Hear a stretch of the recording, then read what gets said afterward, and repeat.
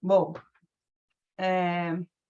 o nosso tema de hoje é filósofas contemporâneas da ética e da política. Nós falaremos sobre essas 4 figuras. Obviamente, não vai poder ser uma exposição muito aprofundada a respeito dos conceitos que elas tratam, mas a ideia é trazer para vocês uma ampliação de repertório, porque não só no ensino médio, eu não sei quem que está presente aqui que teve filosofia no ensino médio, sei que muita gente não teve, é relativamente recente essa inclusão da filosofia como matéria obrigatória no ensino básico, mas mesmo em graduações de filosofia é muito raro que filósofas estejam contempladas no currículo. Então, a nossa ideia foi apresentar mais filósofas para que vocês conheçam. Esperamos que vocês saiam daqui conhecendo 4 pensamentos, além daqueles que a gente ouve falar com mais frequência. Elas são Philippa Foot, aí na ordem, lendo da esquerda para a direita, as fotos são da Philippa Foot, da Hannah Arendt, da Graciela Hierro e da Angela Davis. A nossa escolha dessas filósofas, e principalmente desse tema, teve a ver com a montagem do curso. Na verdade, a Fabi e eu fomos as últimas a modificar a data do curso para encaixar a nossa aula.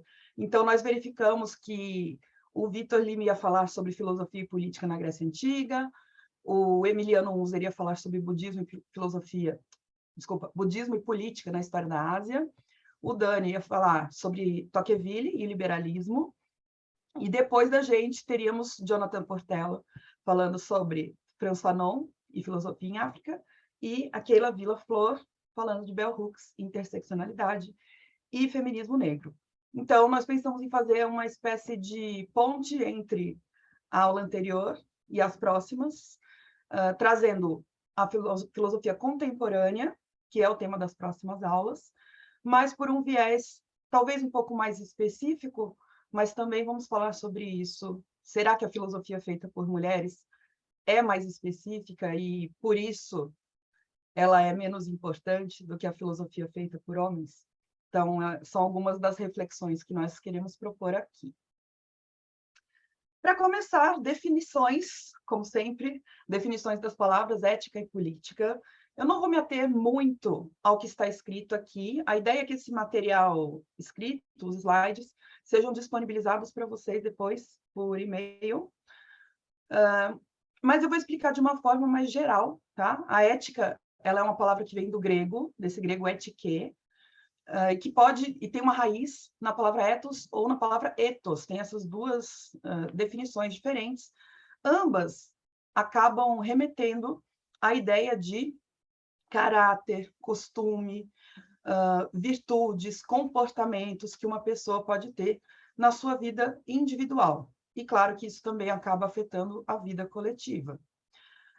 De uma forma geral, o professor Vitor Lima, acho que falou sobre isso com vocês, entre os gregos, principalmente, que é de onde vem a palavra, a virtude tem muito a ver com você exercer as virtudes morais, virtude sendo aqui uma característica muito positiva do caráter. Então, por exemplo, a coragem é considerada uma virtude, a sabedoria é considerada uma virtude, a temperança também, e várias outras, a justiça, enfim. E os gregos também falavam muito na excelência, aquela característica que você consegue desenvolver a um nível muito alto, a ponto de atingir a excelência naquela característica. A ética na filosofia, ela vai remeter a uma reflexão crítica acerca dos valores.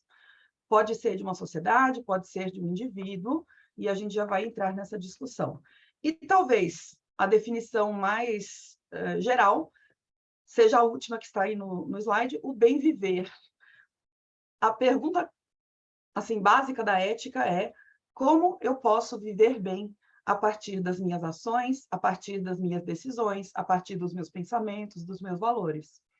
Então, percebam que tem esse viés bastante individual do quem eu quero ser, como eu posso agir, de que maneira eu devo pensar, para que as minhas ações sejam boas, para que as minhas ações sejam justas.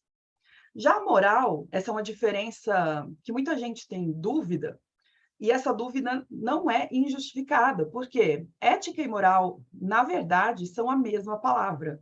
Só que ética vem do grego e a moral vem do latim.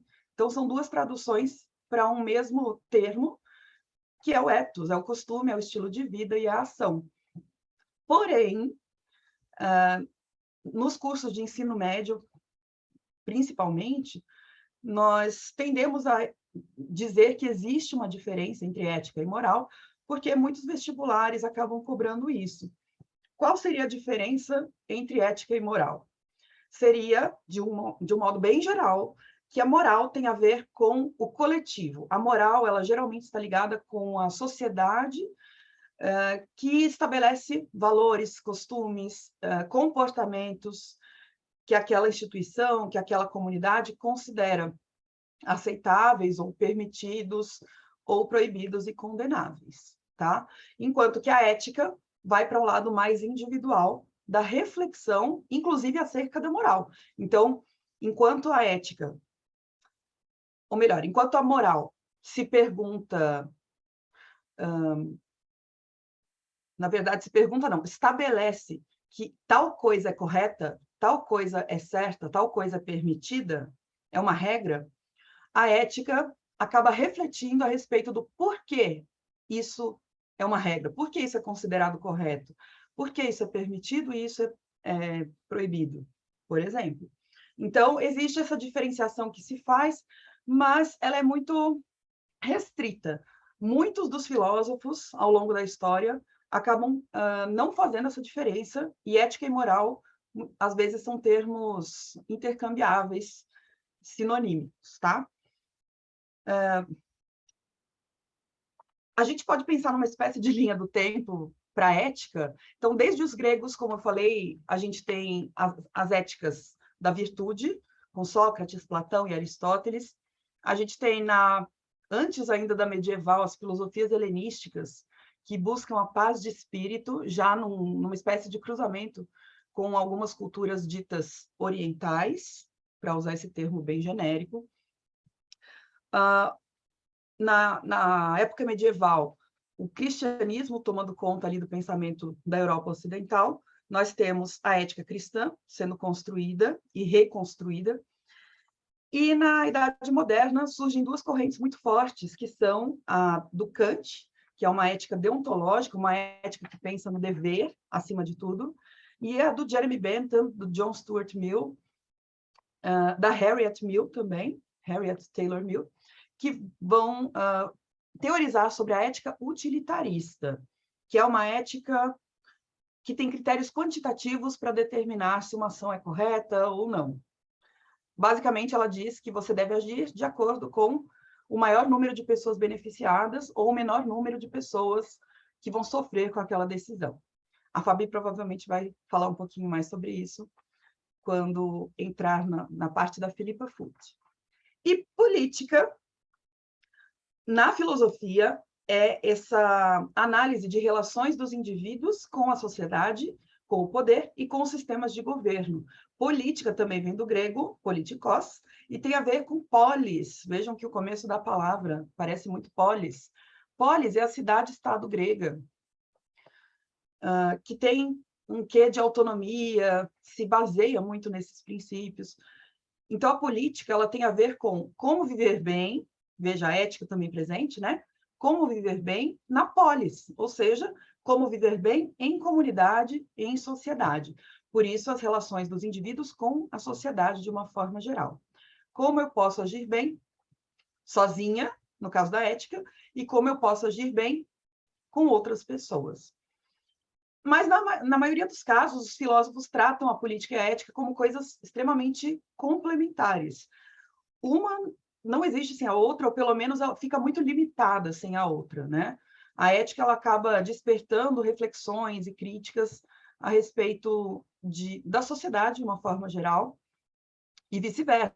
É óbvio que a política também influencia no nosso raciocínio ético, no nosso questionamento. Pensando só também numa linha do tempo da política, brevemente, de novo, Sócrates, Platão e Aristóteles, que fazem críticas a modelos de governos, especialmente o democrático, no caso de Platão, a política como algo amplo e inerente ao ser humano, algo natural, no caso de Aristóteles, o ser humano, o homem é um animal político, é isso que ele diz. E na Idade Moderna a gente já tem, no medieval também vão falar sobre política, partindo de um viés da igreja, os pensadores tradicionais que a gente trata, e na Idade Moderna os contratualistas, Thomas Hobbes, John Locke, Jean-Jacques Rousseau, pensando sobre direitos, pensando sobre o papel do Estado, entre muitas outras coisas. E entre as mulheres da Idade Moderna, nós temos Mary Wollstonecraft, Olympe de Gouges e Harriet Taylor Mill, pensando a respeito de direitos, principalmente direitos femininos. E aqui eu já queria trazer uma questão, que é por que nós devemos falar a respeito de mulheres filósofas especificamente, se elas muitas vezes falam apenas do viés feminino. E aí tem uma espécie de armadilha que muitas vezes a gente cai, que é a de pensar que os filósofos homens falam universalmente, falam para todo mundo. Isso depende muito do caso, tá? Assim como entre as filósofas mulheres. Vocês vão ver que, por exemplo, a Philippa Foot e a Hannah Arendt, elas têm teorias mais amplas, que não particularizam apenas a questão feminina. Aliás, elas nem tocam no assunto. Elas não fazem esse recorte. Já as outras duas, Graciela Hierro e Angela Davis, fazem. Mas a gente tende a achar que a filosofia feita por homens, ela é universal, ela é feita para todo mundo, quando nem sempre é assim. Então, como exemplo, eu gosto de dar o exemplo do Aristóteles, questão da ética mesmo, ou da política, o homem é um animal político. Ele não está falando que o ser humano, de uma forma geral, é um animal político. Ele está falando especificamente para o homem livre, cidadão, porque o homem animal político significa que ele precisa conviver com seus pares, que são os outros cidadãos, em Atenas, por exemplo. E na ética também. A ética, para ele, é uma maneira de você chegar até a felicidade, que é a eudaimonia. E para você atingir a felicidade, você precisa usar a sua racionalidade para desenvolver a ética e a política. Só que o que ele não nos diz explicitamente, ou pelo menos não é o que nos ensinam, é que isso está direcionado para os homens livres, porque ele achava que mulheres e pessoas escravizadas não tinham uma racionalidade plenamente desenvolvida. Então, embora algumas dessas mulheres façam recortes voltados para o feminino, isso não significa que elas sejam menos importantes por isso, ou que isso não interesse a todo mundo. Afinal de contas, mulheres são seres humanos, e mulheres ocupam todos os lugares da sociedade, por mais que sejam invisibilizadas de vez em quando. E à medida que a gente avança, esperamos que isso aconteça cada vez menos. Fabi?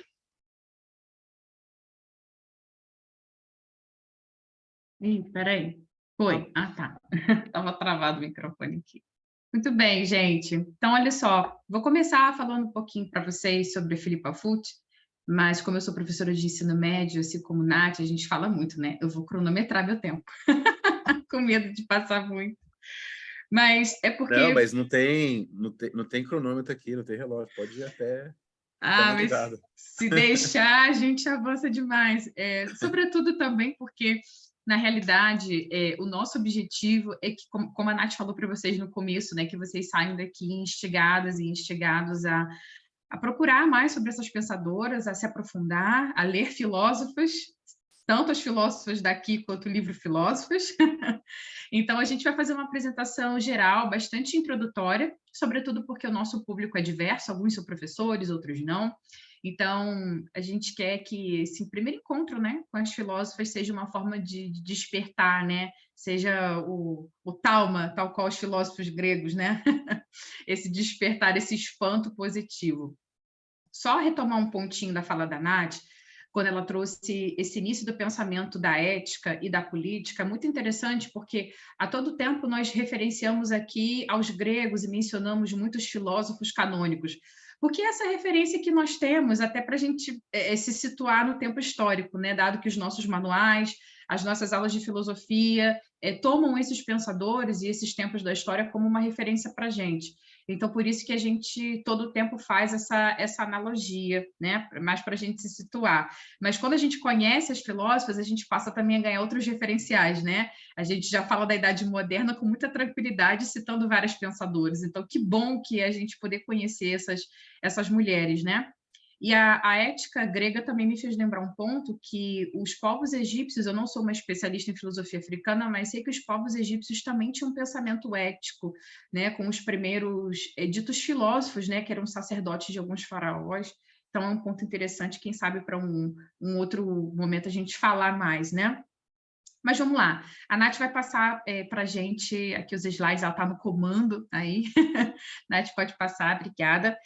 A gente tem colocado nesse material algumas imagens das filósofas e eu vou começar falando um pouquinho sobre a vida delas, porque a gente acredita que conhecer a história das filósofas, saber um pouquinho sobre a biografia, quem elas foram, é um ato de humanização dessas figuras.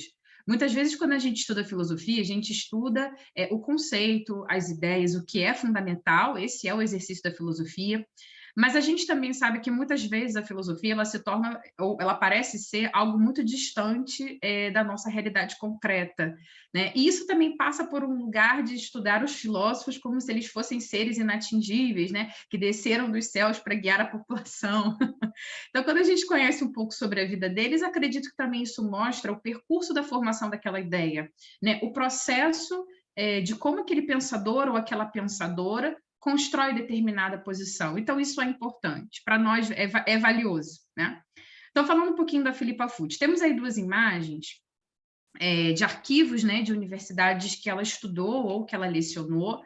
Na primeira imagem, ela ali novinha, nos tempos ainda de início de graduação na filosofia. Na segunda imagem, ela já mais na maturidade, né? A Philippa Foot, ela foi uma filósofa inglesa, que ela nasce numa família, né, burguesa, numa família de boa condição financeira, sobretudo porque ela foi neta do Grover Cleveland, que foi um presidente dos Estados Unidos, né? Ele teve 2 mandatos não consecutivos, acho que ele é meio conhecido por isso. Perdão, não sou da história, posso ter cometido aqui alguma falha de dados, mas temos aí historiadores que podem, né, qualquer coisa no chat, conversar com vocês. Aliás, gente, usem o chat, tá? Galera que está no ao vivo, usem e abusem do recurso, coloquem ideias, dúvidas. A gente, no final, vai ter um bom bate-papo, então fiquem à vontade, tá? Então, ela foi neta do Grover Cleveland. A Philippa Foot, ela recebeu uma educação formal em casa, provavelmente aquele tipo de educação com uma preceptora, né? Um preceptor, então aquela pessoa educada ali no seio da família, mas ela não teve um incentivo muito grande aos estudos, não. Por exemplo, ao sair uma universidade, né? Uma pós-graduação, ela vivia num certo conservadorismo familiar, mas isso não foi um impedimento para ela, não. Ela seguiu na graduação, ela estudou economia, estudou filosofia, estuda também política, e ela foi uma grande estudiosa de 2 filósofos em específico, né, que é o Kant e o Aristóteles. Sobretudo com os estudos do Kant, ela ganhou até alguns prêmios, né? Isso foi bem marcante ali na biografia dela. Foi professora em Stanford, né, porque depois ela vive um tempo, né, ou boa parte do tempo da vida dela nos Estados Unidos, por conta do avô, né, que também se torna presidente, enfim. E um fato curioso, aí é uma curiosidade mesmo, descolada da premissa filosófica, é que a Philippa Foot faleceu no dia do aniversário de 90 anos dela. Então, é uma coisa muito aleatória, porém curiosa, né, sobre ela. Então, ela viveu bastante, né, morreu em 2010. Então, ela chega ao século XXI, uma filósofa que, inclusive, vai dialogar com algumas temáticas éticas e bioéticas. Daqui a pouco mais eu falo sobre isso, embora a teoria da Philippa Foot vá ampliar, né? Vai trazer um panorama geral, do qual as interpretações podem ser ali aplicadas a várias situações. Nath, pode passar, por favor? Sobre a Philippa Foot, a gente destaca basicamente o pensamento ético. Não significa que ela não tenha ido por alguns outros caminhos, mas a ética é o carro-chefe dela. E aqui a gente colocou uma lista de algumas obras principais dela. Vocês podem reparar que ela tem produções ali no século XX, algumas do século XXI também, né? O álbum, eu pensando em música, o livro mais conhecido da Philippa Foot, que a gente, né, de todos esses são os principais, mas o mais destacável seria o Natural Goodness. Uma pena que nenhuma dessas obras nós temos traduzidas em português, e aqui já fica um ponto importante para a gente. Um grande problema de nós não conhecermos as filósofas ou termos pouquíssimo acesso ao pensamento delas é a ausência de tradução. Sobretudo para a gente que escreveu um livro sobre as pensadoras, isso é um ponto muito crucial. E eu tenho certeza, eu nem vou dizer que eu acho, não, eu tenho certeza que não ter acesso às traduções das filósofas faz com que elas também se tornem cada vez mais esquecidas nesse cânone, né?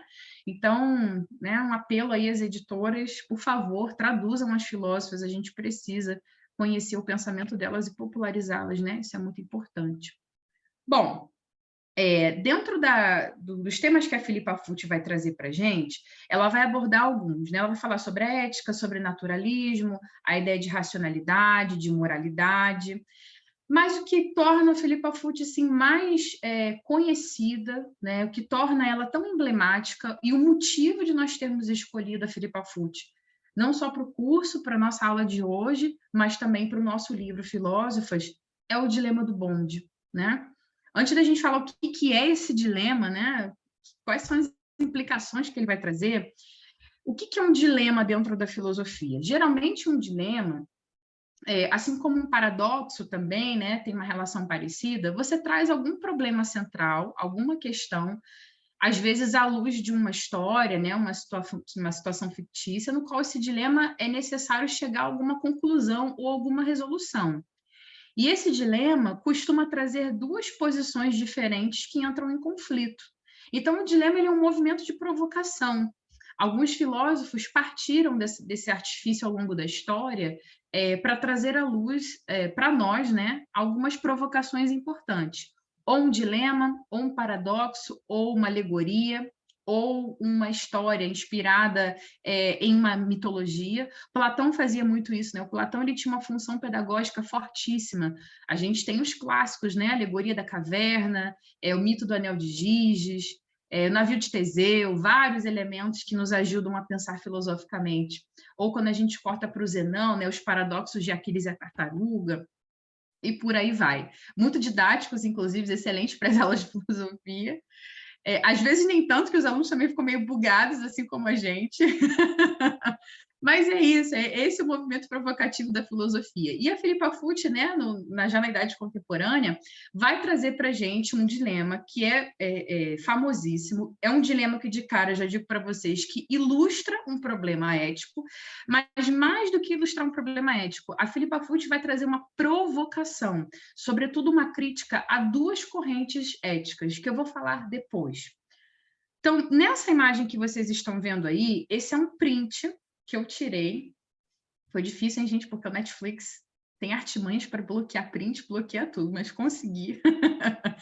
É um print de uma série que tem no Netflix. Quem nunca assistiu, por favor, assista. Tenho certeza que você vai gostar. Chamada The Good Place. Na segunda temporada, há um episódio 5 chamado Dilema do Bonde, ou no original, Trolley Problem, como a própria Philippa Foot trazia.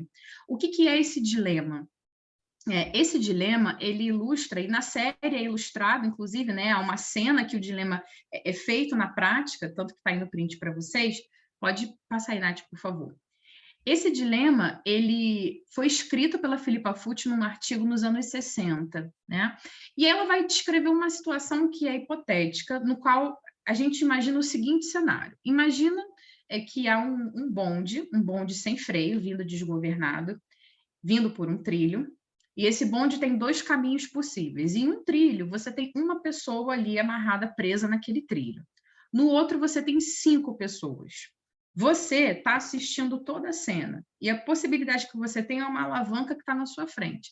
Só que essa alavanca não é o freio do ônibus. Ela direciona para que lado o bonde vai. Ou seja, para que trilho ele vai.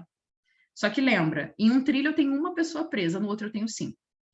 Ou seja, você vai ter que fazer uma escolha. Quem você vai matar quando você direcionar o seu bonde?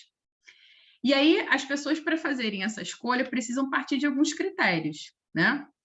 E aí, geralmente, quando a gente apresenta esse dilema em uma aula, pelo menos no ensino médio, os alunos perguntam, mas quem é a pessoa que está amarrada? E as outras 5? Isso é interessantíssimo, porque é exatamente esta provocação que a Philippa Foot está fazendo, né? Mas antes de eu aprofundar nisso, voltando aqui ao dilema. Se eu sou a pessoa que tenho ali a alavanca na minha mão, para eu direcionar, né, o lado que eu vou do meu trilho, eu preciso fazer uma escolha. E aí, normalmente, a nossa escolha é baseada em algum critério. Geralmente é um critério ético, né, que vem de alguma reflexão, ou de algum costume, de algum pensamento que vai guiar a sua ação. Por que a Philippa Foot, ela traz esse dilema do bonde, né? Ela está trazendo 2 pontos de crítica. Primeiro, uma crítica ao utilitarismo, que foi a corrente que a Nath citou, né, que foi criada ali pelo Jeremy Bentham, depois o John Stuart Mill, na Idade Moderna, avança um pouquinho nessa ideia. Inclusive, eu já assisti alguns vídeos, alguns materiais que eu li, que falam que esse dilema é uma criação deles, não é, tá? É uma elaboração da Philippa Foot, a gente precisa fazer essa correção, ou pelo menos mencioná-la, né, como uma filósofa importante. E na série The Good Place, eles mencionam a Philippa Foot como uma filósofa elaboradora do dilema, que é ótimo. Então, é que ela está trazendo uma crítica ao consequencialismo moral, porque o utilitarismo foi uma corrente ética que vigorou por muito tempo. E o próprio nome diz, né? Utilitarismo, dessa ideia de utilidade. O que o utilitarismo dizia? Ele dizia que uma ação é boa ou considerada ética quando ela atinge o maior número de pessoas positivamente, gerando o maior número de felicidade. Então, isso seria uma regra, digamos, geral. Uma ação ética tem que ser pautada na consequência. A consequência tem que me levar à maior felicidade ao maior número de pessoas. Não importa as motivações do agente moral, importa a consequência. Então, se for por esse viés, para que lado a gente direciona o bonde? Pelo utilitarismo, né, pelo consequencialismo moral, se eu tenho que garantir a maior felicidade para o maior número de pessoas, eu vou matar quem? A pessoa solitária que está lá no trilho. Só que o utilitarismo ele era um pouquinho mais cruel, ele dava algumas regras, como, por exemplo, a vida humana vale mais que outros tipos de vida, né? Não deve existir critérios pessoais, então, por exemplo, se a sua mãe ou seu pai estão amarrados no trilho, isso não deve ser um critério para você, o que é muito literal, né? E um outro ponto que a Philippa Foot vai trazer para a gente de atenção, né, de crítica ao dilema, é a ideia kantiana, que o Immanuel Kant, um outro filósofo da era moderna, trazia a ideia da ética por dever. Né? Então, ele trazia aquela frase clássica, né, de que o indivíduo deve agir de tal forma que a sua ação pudesse se tornar uma lei universal. Então, é o contrário do consequencialismo moral. Eu não tenho mais como uma preocupação, digamos assim, fundamental a consequência da ação, e sim a qualidade, mesmo que a consequência seja ruim para alguém ou dolorida para algum grupo. Nesse sentido, onde a gente quer chegar? A Philippa Foot está trazendo crítica, de novo, que eu falei inicialmente, a 2 pontos fundamentais. A esse consequencialismo moral que só visa o maior bem para o maior número de pessoas, ou seja, uma racionalidade muito pragmática, digamos assim, e, ao mesmo tempo, ela faz uma crítica a esse universalismo do Kant. Então, não importa a consequência da minha ação, desde que eu haja pelo certo, mas, às vezes, a lei, né, a regra, a ética, né, a norma que é colocada como certa, dependendo das situações, não vai ajudar em nada, pelo contrário, pode gerar um mal, né, pode gerar uma dor, pode gerar um problema. E aí, não sei o que eu botei no próximo slide. Nath, vê aí o que eu coloquei. Obrigada. Esses problemas, né, que a Philippa Foot levanta com esse dilema, exatamente isso. Qual o problema do consequencialismo moral? Qual o problema do utilitarismo, que a gente, né, vê evidenciado aí pelo dilema? Ele não leva em conta algumas coisas como a imprevisibilidade humana, né? E ele também não leva em conta o fato do indivíduo estar ligado diretamente à morte de alguém. Você está com uma alavanca na sua mão e poder direcionar o trilho do bonde, você estar diretamente responsável, né? É uma racionalidade que na vida prática não funciona exatamente dessa forma, né? E essa ideia da escolha ética, né? No consequencialismo, ele também coloca em xeque alguns direitos morais. Então, a crítica da Philippa Foot como o utilitarismo elabora uma conceituação tão abstrata como a ética, as ações éticas, sendo que a vida prática, a vida humana, é muito mais complexa do que uma teoria abstrata pode resolver para a gente, né? Então, esse é um ponto de crítica que ela vai trazer. E aí, um outro ponto que ela começa a questionar, mas não vai ser tão desenvolvido por ela, vai ser desenvolvido por uma outra filósofa chamada Judith Thompson, que a Judith Thompson vai aprofundar um pouquinho mais sobre isso e vai dizer, imagina se a gente altera alguns elementos do dilema, né? Por exemplo, como eu disse a vocês, a pessoa solitária lá amarrada no trilho é a sua mãe, ou as 5 pessoas que estão amarradas são os piores criminosos do mundo. Então, salvar as 5 pessoas seria tão bom assim? Claro que a gente está pensando literalmente, tá, gente? Por favor, não estamos aqui fazendo nenhum tipo de apelação negativa. Mas é para a gente pensar. Ou seja, se eu começo a alterar quem são os agentes que estão ali, né, presos no trilho, quem são aquelas pessoas, o que elas representam na sociedade, qual o meu papel naquele cenário. Então, o dilema vem justamente para trazer essa provocação, né, cutucar, digamos assim, essa teoria abstrata, perceber que a ação humana é imprevisível, e aí, quando ela vai trazer a crítica ao Kant, o Kant, já que ele se preocupa com o contrário, né, não com a consequência da ação, e sim com a qualidade da ação, ela está dizendo o seguinte: às vezes as nossas atitudes podem ser boas, mas o mal gerado para algum grupo ou para alguém vai ser muito, muito significativo. Então, será que a nossa ação realmente foi boa?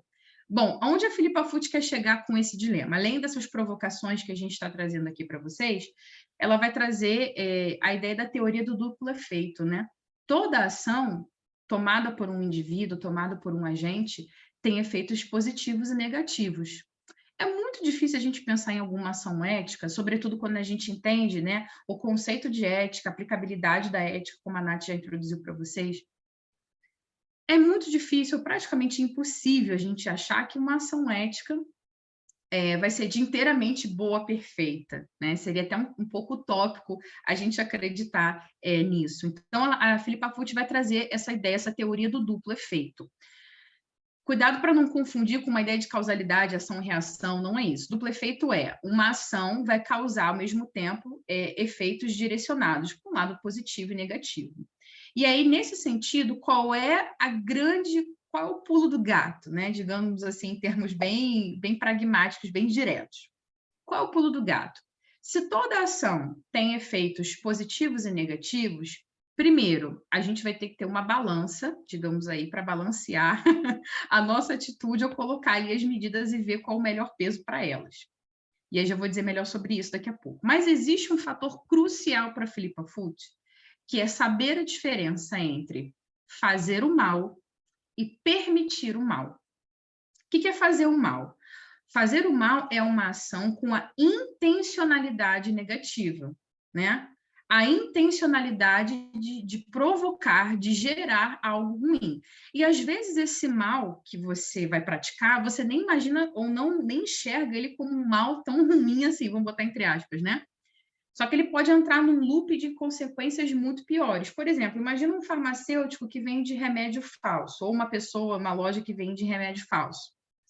A pessoa sabe que está fazendo um mal, vender remédio falso, além de ser algo ilegal.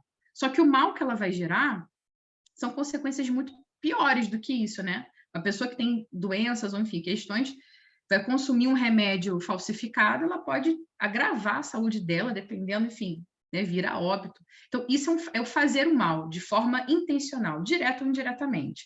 Agora, o que seria permitir o mal? Permitir o mal é quando eu posso fazer alguma coisa que talvez não seja inteiramente positiva, ou não seja inteiramente o que eu gostaria de fazer, ou seja, alguém vai ser um pouco prejudicado, mas a minha ação foi visando a qualidade, não só da ação, mas também da consequência dessa ação.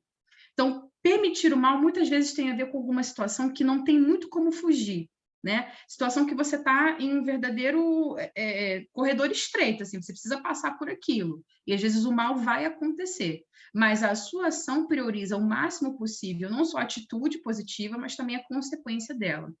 Ou seja, para Philippa Foot, nem o utilitarismo e nem a ética do dever do Kant resolvem inteiramente o problema do que é uma ação ética. E aí, através do dilema do Bond, ela mostra, né, que esse racionalismo, essa teoria abstrata universal, não funciona para as questões práticas.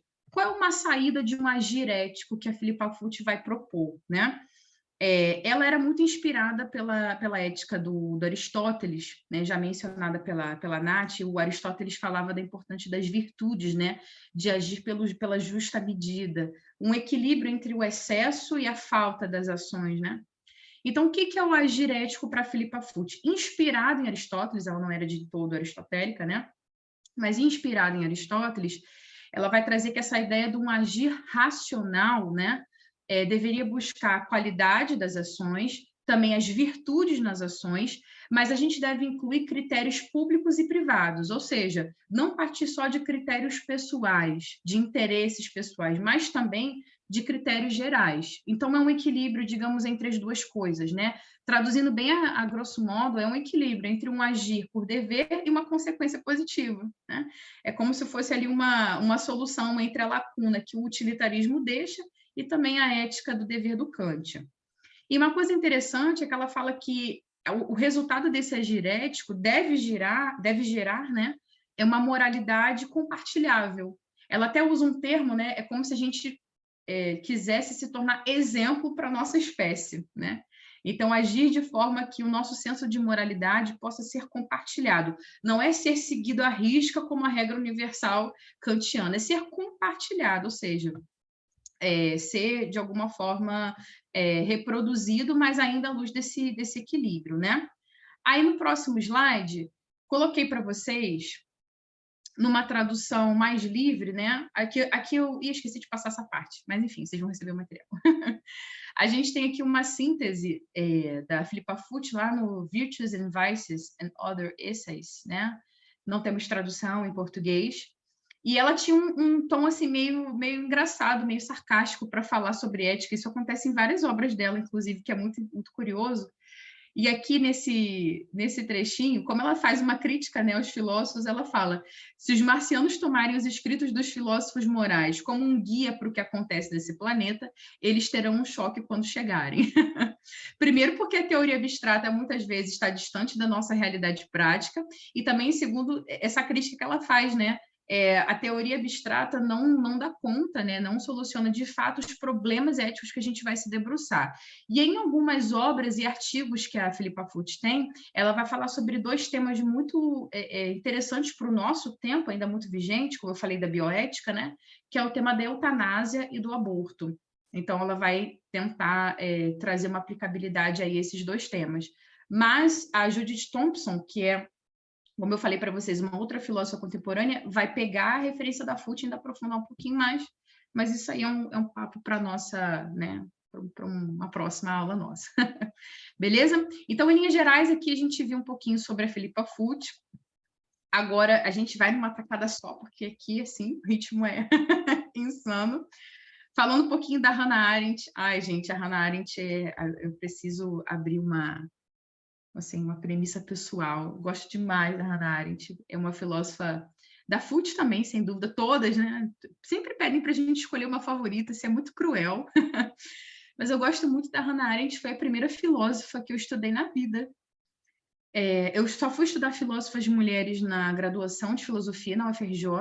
Eu tive filosofia no ensino médio, né? Eu cheguei a pegar a lei de 2008, que torna obrigatório o ensino de filosofia e sociologia, mas eu não estudei nenhuma filósofa, e Hannah Arendt foi o meu primeiro contato com uma filósofa mulher na graduação, e eu li uma obra dela chamada A Condição Humana, fortíssima, muito complexa, porém fundamental, né, para, enfim, os nossos tempos e para a filosofia contemporânea também. A Hannah Arendt, para mim, toca muito a existência dessa pensadora. Eu vou falar ainda bastante sobre ela aqui, né, ao longo da aula, sobre esses pontos da vida pessoal dela, mas ela traz uma característica que eu acho incrível, assim como a Foot também traz, que é essa ideia da teoria e da prática, né? Nem sempre a filosofia cumpre esse rigor, não deve também ter esse rigor, né? A filosofia se coloca em linhas gerais, né? Não que eu queira definir filosofia, quem sou eu, mas ela se coloca em linhas gerais como, né, o exercício do pensamento, a criação de conceituações, pensar dilemas, pensar problemas, trazer proposições, não necessariamente respostas todo o tempo, às vezes sim, às vezes não. Mas nem sempre a filosofia ela está muito atrelada a uma a uma prática, sobretudo, ao tempo que ela é criada. A Hannah Arendt não, ela é uma filósofa do tempo dela, e isso é fantástico. Isso é fantástico, porque ela lança um olhar prático, político, sobre o período que ela vive. E isso é um presente assim, para a gente. Não só como professores, mas como indivíduos também, né? Alguém que pensa o tempo. É muito inspirador. Estou romântica falando de Hannah Arendt, mas é isso mesmo. Bom, eu vou me atrelar aqui, gente, a uma explanação ampla da Hannah Arendt. Não vamos fazer um aprofundamento, a gente vai trazer um aprofundamento, é claro, mas não um aprofundamento muito aprofundado sobre os conceitos da Hannah Arendt, sobretudo por uma questão. Hannah Arendt é estudada por diversas áreas, tá? Não só a filosofia. Aliás, eu ousaria dizer que ela é muito mais estudada em algumas áreas que não é a filosofia, né? Que não são as áreas dentro da filosofia, o que é um problema, pelo menos no Brasil. Mas, por exemplo, alguns conceitos que a gente vai passar hoje são muito trabalhados dentro da história, né? Eu não vou me atrelar a uma definição histórica, né? Os historiadores farão isso muito melhor do que eu, fazem isso muito melhor do que eu, mas vou fazer aqui um passando por ela num viés mais filosófico, tá? Bom, como eu falei para vocês, adoro as pensadoras como seres humanos, como gente, né? Com história. E aí temos uma primeira foto que eu amo. Quando eu vi essa foto da Hannah Arendt com a mãe dela, eu mandei até para minha mãe no WhatsApp, gente. Eu achei tão fofo. Essa é a Hannah Arendt com a mãe dela, a Marta. Inclusive, elas são muito parecidas, né? Achei elas muito similares. E eu adorei elas pegando na mão, assim. E sabe por que isso é interessante? As pessoas antigamente eram muito austeras, né? Muito sérias, até para as fotos. Dá para ver que elas pouco sorriem, né? Esboçam um leve sorriso de canto. Mas pegar na mão dela, né, mãe e filha pegando na mão uma da outra, é um elemento de afetividade, né? Eu lembro muito da historiadora Lilia Schwartz, que gosta muito de fazer análises de imagem. Eu acho que essa imagem já diz muito para a gente sobre a Hannah Arendt. Inclusive, já entrando na biografia dela, a Hannah Arendt teve uma influência da mãe muito forte, da família dela como um todo, né? Ela vem de uma família de origem judaica, a Hannah Arendt está ali no século XX também, e ela teve uma educação formal em casa, também estudou em escola, mas ela teve uma educação laica, apesar de ser origem judaica, né? E na escola, ela não vivenciou diretamente o antissemitismo com ela, mas ela em casa era muito educada a se defender do antissemitismo, que é um comportamento que já acontece, já ocorria, né, ali no cenário europeu, até antes da Primeira e da Segunda Guerra Mundial, né? Vídeo que o Marx também viveu na época dele, enfim, por ser de origem judaica. Então, ela já era criada com essa autodefesa muito pela figura da mãe. Então, a mãe da Hannah Arendt tem uma importância na formação da persona dela, como indivíduo e como intelectual também. A mãe da Hannah Arendt chegou a ter algum engajamento político, né, na época, mas não se tem muita informação aprofundada sobre isso, mas se sabe desse engajamento que vai inspirar a própria Hannah, tá? Que até onde sabemos também foi filha única. Bom, a Hannah Arendt tinha também, né, o pai, os avós presentes, mas na morte do pai e do avô, muita coisa mudou na vida dela, ali na infância, no início da adolescência, ela se mudou algumas vezes, né?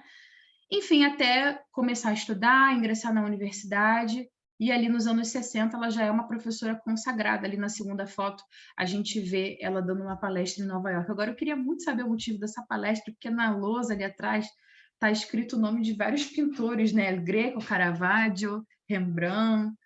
Eu queria muito saber o tema assim, dessa conversa, ou se não, só estava ali, né? E ela entrou para dar. Isso é como universidade, né? Tá ali um quadro escrito qualquer coisa, a gente entra para dar aula. Nossa, tem um cara da filosofia, Fabi, que eu odeio ele, porque ele não apaga a lousa. E aqui é aquela lousa de caneta, e aí eu xingo ele toda semana, assim, porque aí ele dá aula no começo da tarde, não apaga, aí fica lá um monte de coisa de filosofia, coisa grega, tal, e eu não consigo apagar e eu fico muito estressado. Desculpa aqui, eu só desabafei aqui. Vamos tomar água aí. Do nada o Dani usa aula para desabafar, né? Não, eu tô pensando em imprimir, assim, apague, não seja um cuzão, apague sua lousa e colocar lá, né? Eu tô pensando em fazer isso. Mas, enfim, na verdade tinha gente paga para limpar a lousa no final da tarde, mas aí, com os cortes do Bolsonaro, isso foi uma das coisas cortadas.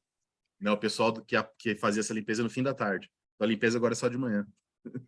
Eu lembrei das minhas aulas de didática de ensino de filosofia, a minha professora, queridíssima Iris Rodrigues, falava isso direto. Professor, sempre apague seu quadro, seja respeitoso com o colega que entra em seguida. Eu apago, tá, gente? Mas às vezes os alunos estão copiando ainda não dá para apagar, então... Bom, mas é isso, queria muito saber o que estava rolando nessa aula, nessa palestra aí que a Hannah Arendt está no fundo.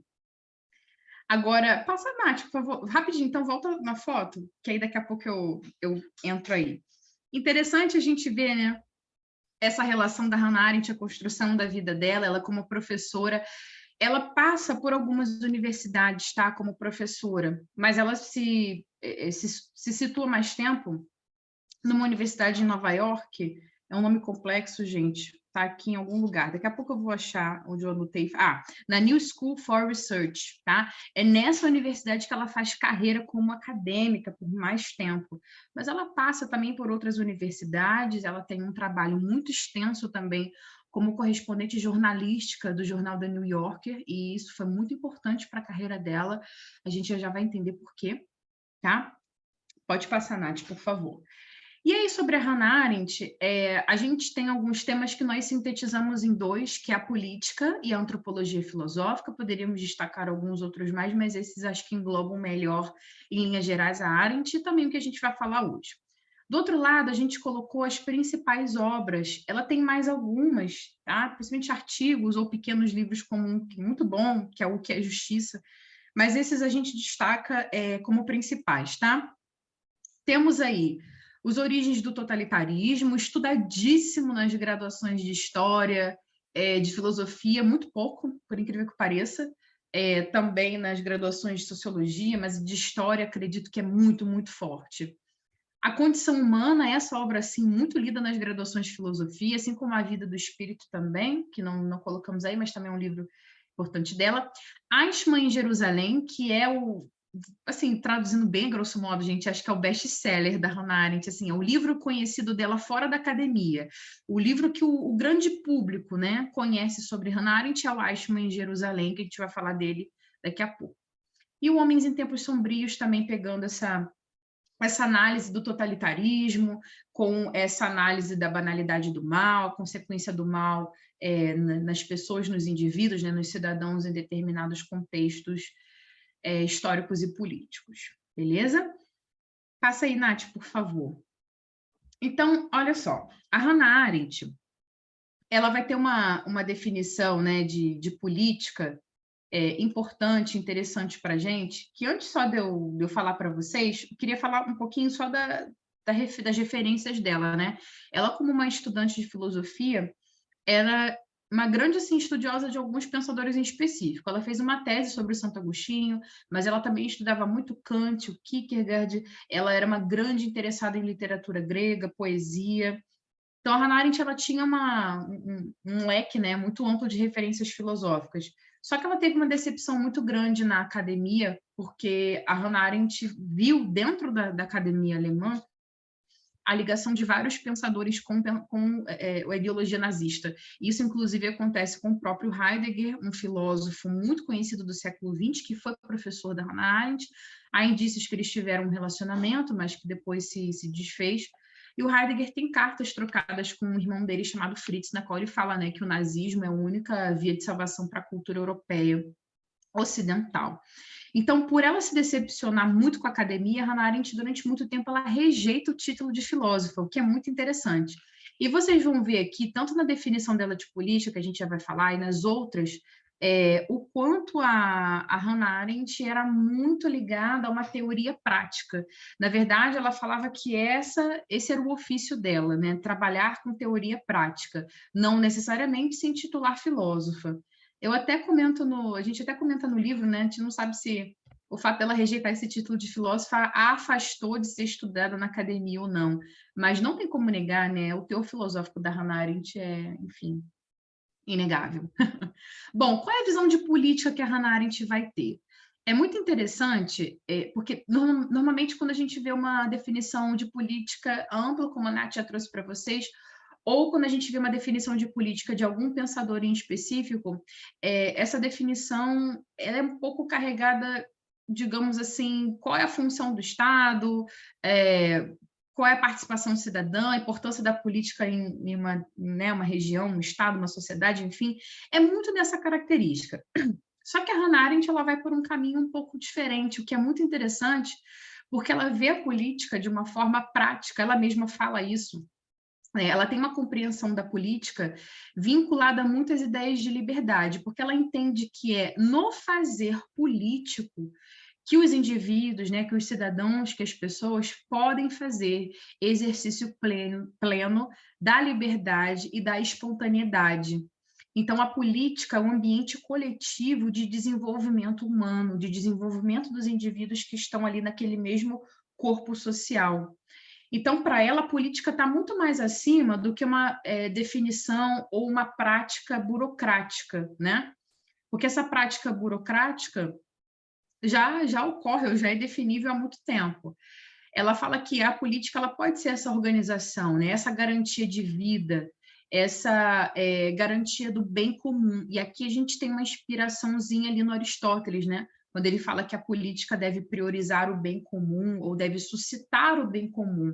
Então, essa é a visão que ela tem. A política é o nosso espaço, né? É o nosso espaço de exercício de liberdade e espontaneidade, o nosso espaço de garantir esse bem comum coletivo. Não há nenhum outro lugar onde a política não vai funcionar, ou a vida comum não vai funcionar dessa maneira. Por isso que, para ela, pensar a política era uma responsabilidade muito grande para a coletividade. E aí, por esse motivo, a Hannah Arendt vai fazer uma crítica muito dura ao totalitarismo. Então, vamos lá. Quando a gente fala de totalitarismo, é claro que essa é uma definição muito atrelada à política em geral, não só uma definição da própria Hannah Arendt, mas é um tema, né, como eu falei para vocês, amplamente analisado, estudado, sobretudo pela história.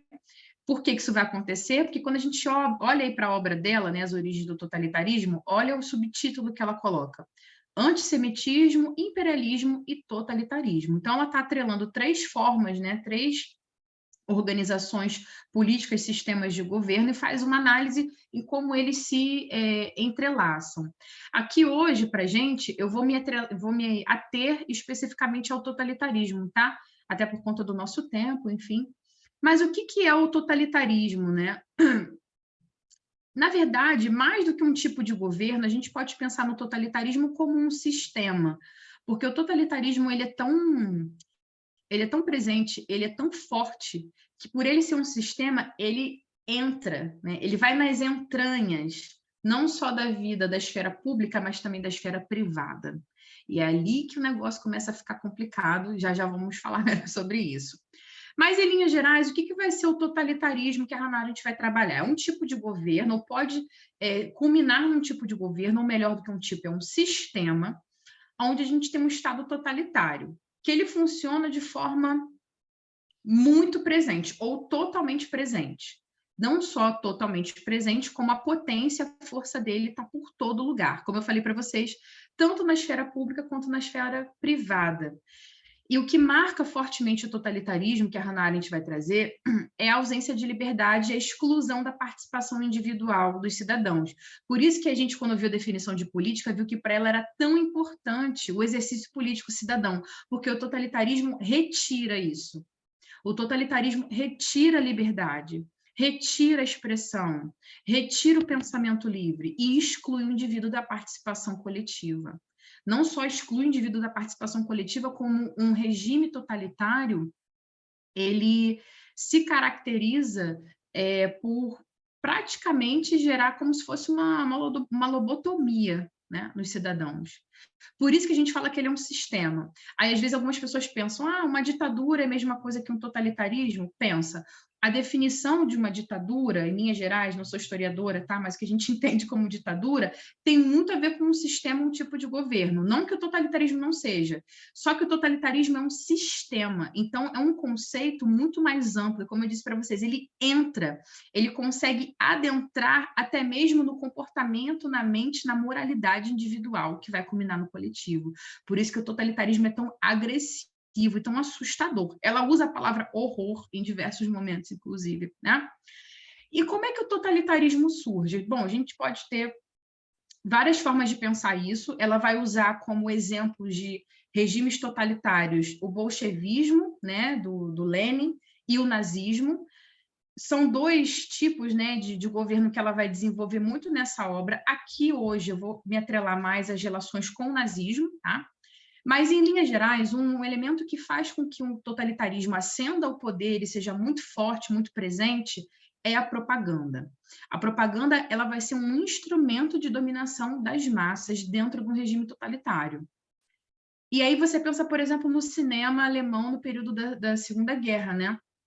Alguns filmes muito famosos daquele período, como O Eterno Judeu, que fazia cartazes. Depois vocês podem até colocar no Google, bota filme Eterno Judeu. Vocês vão ver os cartazes que eles faziam para divulgar o filme, faziam caricaturas de um judeu com uma cara monstruosa, grotesca, como se fosse um ser mau. Então, isso era um mecanismo de propaganda. Filmes que eram passados em todos os lugares, até em escolas, né? Quando a gente assiste aquele filme O Menino do Pijama Listrado, eu sei que existem muitas críticas ao filme, mas vale a pena a gente pegar alguns elementos ali, como esse exemplo da propaganda. E você vê, né, crianças, adolescentes com bandeira, cartaz no quarto. Então, o mecanismo da propaganda, ele é muito eficiente.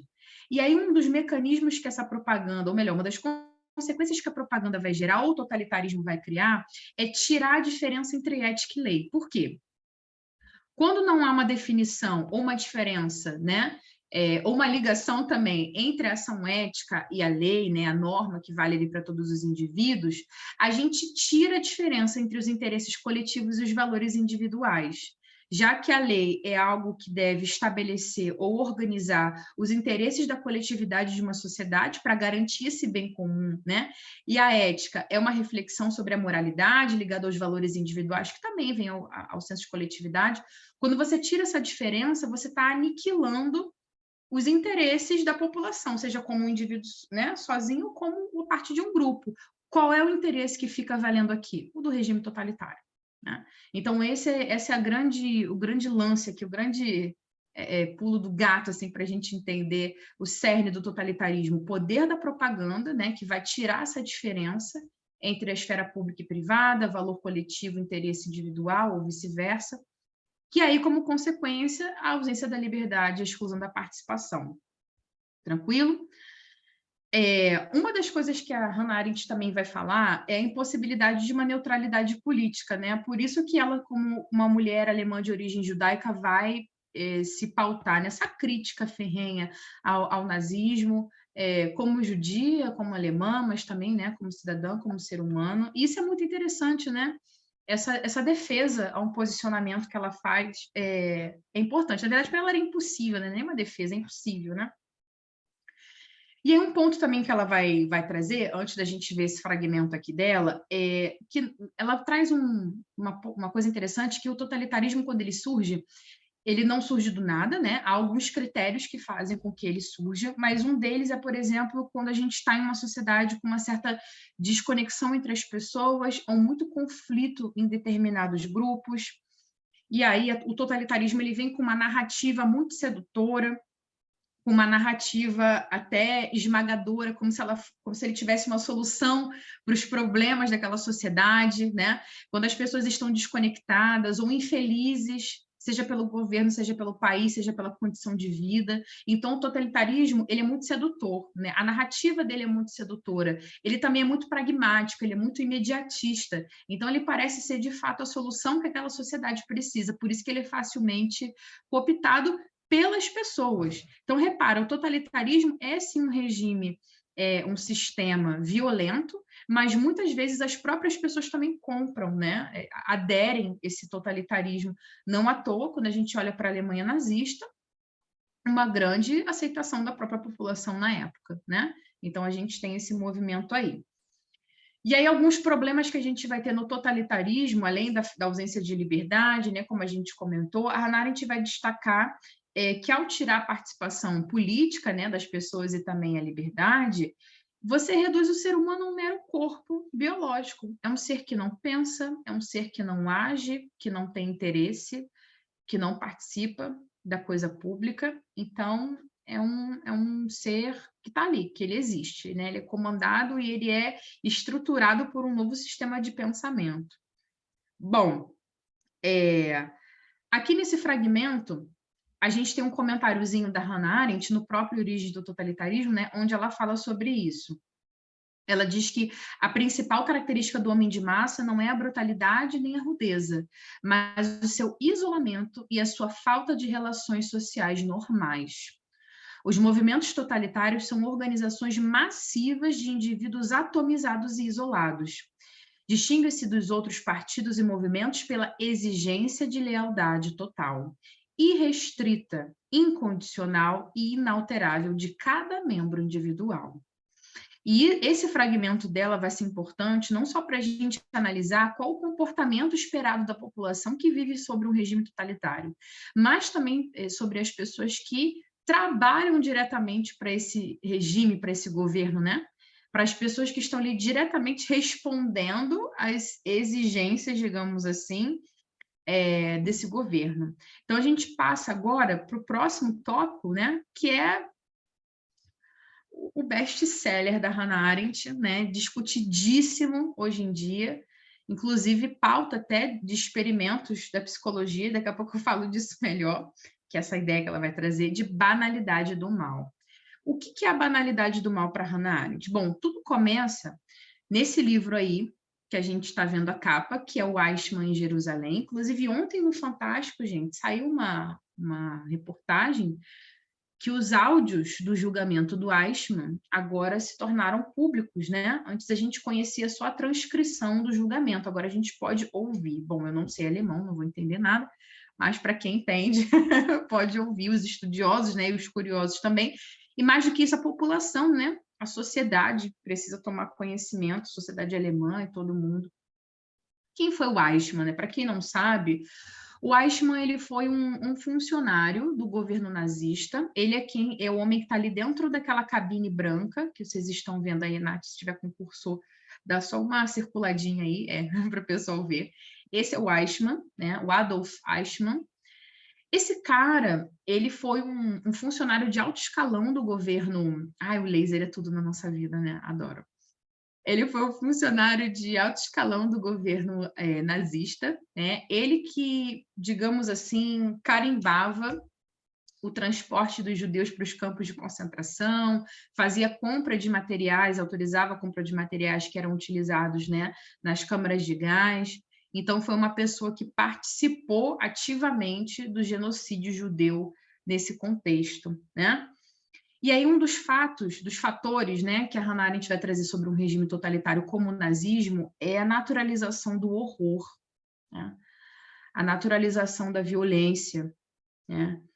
Porque essa violência ela vai suscitar, né, ela vai incentivar o fim da pluralidade, o fim de uma sociedade diversa, né, com diversidade, pluralidade de pessoas. E aí o que ela vai trazer sobre o Eichmann, né? O Eichmann, por ser um homem, né, funcionário aí do partido nazista, com o fim do nazismo, né, com a morte de Hitler, enfim, o Eichmann ele foge da Alemanha e ele vem viver na Argentina. Na Argentina ele adquire uma identidade falsa, ele constitui até uma família, né? Só que depois de um certo tempo ele é capturado, elabora-se toda uma operação para ele ser capturado. Inclusive, há um filme que conta esse plano de captura dele. Estava no Netflix, eu não sei se está ainda, tá, gente? Que a gente sabe que Netflix tira e bota coisa de catálogo, mas é um filme chamado Operação Final, tá? Operação Final, um filme de 2018. Eu não sei se historicamente ele está adequado, os historiadores depois comentam aí para a gente, mas particularmente achei um filme muito interessante, os alunos também adoram ver.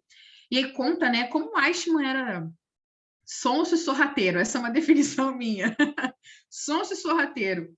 E aí ele é capturado, só que ele não é capturado somente, né, para ser preso, ele é levado para Jerusalém para ser julgado. Então, gente, vocês imaginem, um cara responsável pela morte de milhões e milhões de judeus, né, o cara que carimbava ali, assinava todo o transporte, enfim, ele é levado para Jerusalém para ser julgado, né? Não ia dar bom para ele, claramente. Bom, já dizendo o final do Eichmann, para a gente depois partir para o que é a banalidade do mal, o Eichmann, ele, enfim, é penalizado, né? Ele é condenado, culpado, e ele é condenado à morte. Desde que o Estado de Israel foi instituído, né, nos anos 40, se não me engano, acho que a única pessoa que passou por essa condenação foi ele até hoje, tá? De morte por enforcamento. Bom, o filme continua no catálogo da Netflix. Ai, que bom. Então, vocês já têm tarefa pós-aula, que é assistir os filmes e as nossas indicações. Resenha valendo um ponto, brincadeira. Assistam, vocês vão gostar mesmo. Mas o que é a banalidade do mal para Hannah Arendt? Pensa o seguinte, ó, o regime totalitário é esse que tira a expressão do indivíduo. O regime totalitário é esse que aniquila a individualidade e a pluralidade. Então, a banalidade do mal vai ser um instrumento, reparem, um instrumento desses sistemas totalitários, ok? E nesse instrumento, eles vão instruir os indivíduos em algumas características de dominação desse regime, né? Então, o mal, ele se torna uma rotina. Ele deixa de ser um fenômeno humano exclusivo de psicopatas, sociopatas, pessoas monstruosas presas em celas solitárias, para ser praticado pelo homem comum. Então, o mal banal no regime totalitário é essa recusa do caráter, da autonomia de pensamento, da virtude humana. Então, esse mal banal, ele vai acontecer quando o indivíduo ele se alicerça numa recusa de reflexão dos próprios atos. Então, não é agir sem refletir, ele age, né, conforme manda o critério daquele sistema, certo? Então, se a gente pensar, um regime totalitário normatiza um ódio, a repulsa, a perseguição e a morte a judeus, o que para a gente hoje é uma coisa absurda e inadmissível, se torna algo rotineiro, corriqueiro, faz parte do sistema de pensamento. E aí pessoas como Eichmann, que era um homem que trabalhava para o governo, não era uma pessoa com uma ficha policial ou uma questão comportamental, nada. Um homem clichê, como a própria Hannah Arendt diz, um homem clichê, um homem medíocre. Medíocre por quê? Ele era comum a qualquer outra pessoa. Mas esse homem comum foi capaz de, através do seu ofício burocrata de funcionário do governo, autorizar a morte de milhões e milhões de pessoas. Então, o totalitarismo, ele tira vantagem. Ele tira vantagem de indivíduos sem senso crítico. Por que ele tira vantagem? Porque ele suscita uma sociedade sem essa autonomia. Então, quanto mais o indivíduo, né, entra nesse sistema, menos senso crítico ele tem e mais ele está ali suscetível a praticar esse mal banal. E é o perigo, né? É o perigo da gente viver numa sociedade sem liberdade, sem reflexão, sem o poder da comunicação. A Hannah Arendt era uma grande defensora do poder da comunicação, porque a comunicação é o nosso exercício de fala e de escuta, inclusive dessa pluralidade.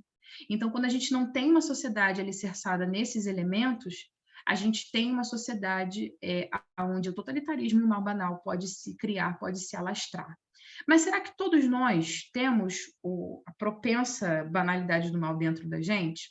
Então, um psicólogo americano chamado Stanley Milgram fez um experimento sobre isso, que está num filme chamado Experimentos, tá? Um filme de 2015, Experimentos, na qual eu não vou contar o experimento todo agora, vocês vão procurar depois, ou ler lá no nosso livro, que a gente conta o experimento em detalhes.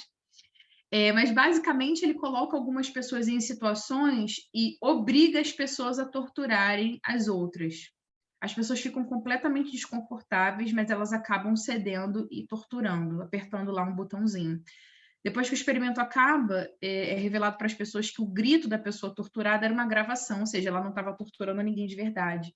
Ela diz, mas eu fui obrigada a torturar. Não, você não foi, você apertou o botão porque você quis. A mesma coisa aconteceu com Eichmann. Durante o julgamento, ele não se dizia culpado, ele dizia que ele era um funcionário cumprindo ordens. Olha que macabro é isso, né? Um funcionário cumprindo ordens é alguém que realiza o extermínio de milhões de pessoas, porque um homem medíocre, um homem comum, né? Um homem sem autonomia de pensamento, sem senso crítico, ou seja, tudo que o totalitarismo precisa para criar, doutrinar uma população. Para a gente fechar, no próximo slide, a gente tem um fragmento da Hannah Arendt, né? Coloquei alguns elementos, né, de como é que a gente pode combater o mal banal, como ela mesma fala, além do próprio combate aos regimes totalitários, né? O resgate dessa política que vise o bem comum, que não é uma política que vai acontecer num regime totalitário, e sim democracias como, né, as contemporâneas. E esse estimula a racionalidade e a liberdade. O poder da comunicação traz muito isso para a gente, né? Quanto mais o indivíduo é estimulado à autonomia, à racionalidade, menos ele tende a ser um indivíduo sem senso crítico, menos ele tende a ser um indivíduo comum, ou seja, menos ele tende a ser instruído ou cooptado por esse sistema totalitário. E aí sim, agora para a gente fechar, tem um fragmento que não é do Eichmann em Jerusalém, tá, gente? É de uma outra obra dela, que é A Dignidade da Política, porque no Eichmann em Jerusalém, a Hannah Arendt vai lá para Jerusalém como correspondente jornalística do The New Yorker, e ela relata tudo o que acontece no julgamento, que dura muito tempo, e ela faz algumas análises críticas, mas em nenhum momento ela coloca claro assim, para a gente a definição de banalidade do mal, tá? Porque é uma obra mais jornalística, digamos assim. Essa definição está em algumas outras obras ou artigos dela, como, por exemplo, A Dignidade Política. Então, diz aí a Hannah Arendt para a gente, ó. Há alguns anos, em relato sobre o julgamento do Eichmann em Jerusalém, mencionei a banalidade do mal. Não quis, com a expressão, referir-me à teoria ou doutrina de qualquer espécie, mas antes a algo bastante factual. O fenômeno dos atos maus, cometidos em proporções gigantescas, atos cuja raiz não iremos encontrar em uma especial maldade, patologia ou convicção ideológica do agente. Sua personalidade destacava-se unicamente por uma extraordinária superficialidade. Então, não é um psicopata genial com modus operandi, não. É uma pessoa superficial, né? Um mal praticado, né, de forma factual, porque acontece num ambiente político, num regime de governo totalitário. Então, inclusive, é até interessante a gente pensar a banalidade do mal em contraponto a algumas teorias da psicologia do comportamento, né? O indivíduo tende a tal coisa, mas o meio, né? O nosso próximo, o meio que a gente está estabelecido, né? Um sistema totalitário é capaz de gerar essa influência. E aí o grande perigo para Hannah Arendt, ela na verdade nos chama a atenção. Um grande legado dessa pensadora para a gente, né? Nos chamar a atenção. Bom, gente, eu vou encerrar por aqui, porque já avancei um pouquinho. Agora eu passo a bola para a Nath. Obrigada. Foi ótimo falar para vocês. Daqui a pouco a gente se encontra para as dúvidas. Valeu, Fabi. Queria também reforçar uma outra recomendação, além dos filmes que a Fabi deu, que é o vídeo do Daniel Gomes de Carvalho, no Se Liga. Ele tem um vídeo sobre a banalidade do mal, que é excelente também, fala sobre toda essa trajetória da Hannah Arendt, quando ela vai para Jerusalém fazer a reportagem. É muito, muito bom o vídeo. O legal desse vídeo, Nath, é que eu lembro que eu não tinha lido nunca. Eu não tinha lido o texto da Hannah Arendt. E eu lembro que eu mencionava em sala que ele existia, tal. Eu lembro que isso faz tempo, né? Eu lembro que eu dei uma aula e uma aluna perguntou: professor, mas aquele texto da Hannah Arendt não fala naquela passagem tal, aquilo? A menina tinha lido, né? Falei, caramba, eu não li, né? Eu tô mencionando aqui. Aí eu li bonitinho naquele ano, e no ano seguinte eu fiz aquele vídeo. Não, no vídeo dá para ver que você leu. Então, e agora eu vou falar sobre a Graciela Hierro, que é uma filósofa mexicana, porque no nosso livro a gente fez esse esforço de tentar trazer em todos os capítulos pelo menos uma filósofa de fora da Europa. As da Europa são importantes da gente conhecer, porque elas são as mais mencionadas, então é legal saber sobre os conceitos principais, mas também é importante a gente descentralizar esse pensamento filosófico, né? E a Graciela Hierro é uma filósofa também bem atual, séculos 20 e 21. Temos poucas informações sobre a vida dela particular, e poucas fotos também, por isso, desculpa aí a qualidade da foto, mas pouquíssimas fotos disponíveis dela na internet, da infância, da juventude. Então, o foco geralmente é na formação acadêmica e na vida profissional dela. O que sabemos é que ela já era mãe quando estudou na Universidade Feminina de Adela Formoso e formou-se doutora em filosofia depois de 10 anos na universidade, porque ela já conciliava a vida acadêmica com a maternidade, com ser mãe. Ela tinha 5 filhos, então ela exerceu a maternidade enquanto estudava.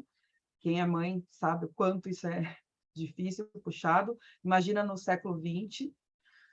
E ela fundou muitos grupos de discussão a respeito de temas filosóficos, né? Ela fundou, por exemplo, o Programa Universitário de Estudos de Gênero, na Universidade Autônoma do México, fundou a Associação Filosófica Feminista, no fim dos anos 70, ela fundou um grupo de estudos sobre envelhecimento feminino, chamado Las Reinas, as Rainhas, que talvez eu consiga trazer um pouquinho aqui no final para vocês. Mas a Graciela Hierro se focava tematicamente na ética, na filosofia da educação e na filosofia feminista. E, na verdade, esses três temas se misturam bastante na obra dela, que também não tem tradução para o português até agora. Então, faço coro ao pedido que a Fabi fez, das editoras, de traduzirem, porque é uma maneira de visibilizar essas mulheres que produziram obras tão diferentes, né? Não é o caso de nós concordarmos com tudo que elas falam, mas de a gente saber que esses pensamentos existem, né? Então, temos aí a natureza feminina, ética e feminismo, filosofia da educação e gênero e a ética do prazer, entre outros. Existem outras obras também, essas são só algumas. Eu vou me focar no Ética do Prazer, que eu tive acesso pela internet. Ele parte, então vou colocar aqui algumas teses e premissas do livro.